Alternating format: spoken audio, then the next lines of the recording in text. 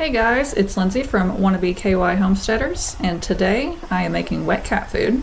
This past spring we had multiple feral cats show up, and multiples had babies. Therefore we got them all fixed, vetted, and we sent them off to good homes. We did keep a couple just for some extra mouth patrol since we do have chickens. Now I did learn during this that wet cat food is very expensive, and I also feel like not very good quality wet cat food is also very expensive. So I decided to do some research, and I learned that a mixture of wet and dry food is best for their health, and this was also confirmed by a couple different vets that I spoke with. So I did some research, and a lot of the recipes are very similar, and I also looked at some of the expensive brand cat foods that you can buy and looked at the ingredients that they had as well. So that basically all came down to the same basic ingredients, and those were all available at the grocery store, so I decided to give it a try.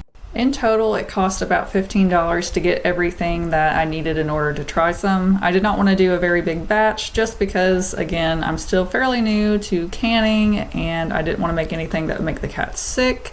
I wanted to keep it very, very simple for this first time. Now, I did see a lot of recipes that added chicken bone, and I did not feel comfortable doing that just for a couple of reasons, but the main one being I was worried I wouldn't get the bone ground up enough. It could make a cat sick, get stuck in their throat, very expensive vet bill, bad outcome for the cat, so I decided to not try that this first time. Also, you can see I'm kind of a klutz since I dropped the part of the blender, and I'm just overall a very messy person when I try to cook or can anything.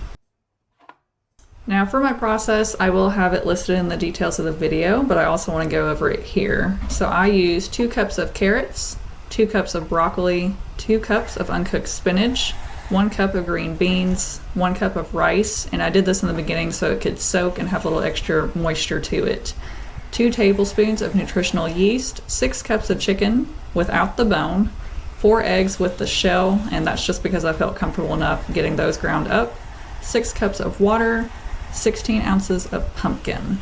And then it was time to blend it all up just to make sure I got a good consistency and ratio. So I kind of started blending everything in batches, like all the vegetables together and then some of the chicken, and I just would dump it all into the pot. I added a little bit of extra water, and then I went through, stirred it, and blended it all up again just to make sure it was a good consistency and everything was thoroughly mixed. At the end is when I added in the rice. I brought everything up to a simmer and I let that sit there for about 10-15 minutes. Also a bonus anytime you're cooking or canning is the chickens are the most perfect little garbage disposal and they love some fresh treats.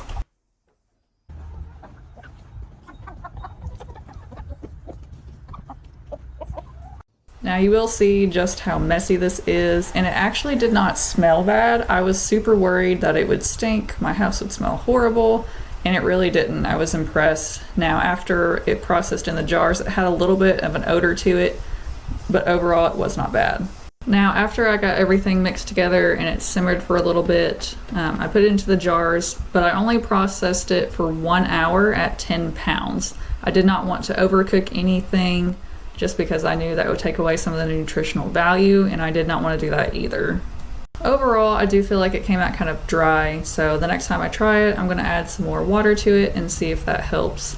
Now our cats really did enjoy this, almost more so than the store-bought, so I definitely plan to keep trying and I will update you guys on the recipe. Make sure you like and subscribe and hit that bell notification so you can join us on the next one. Penelope and Daphne. Help me! Yes! Because I'm trying to...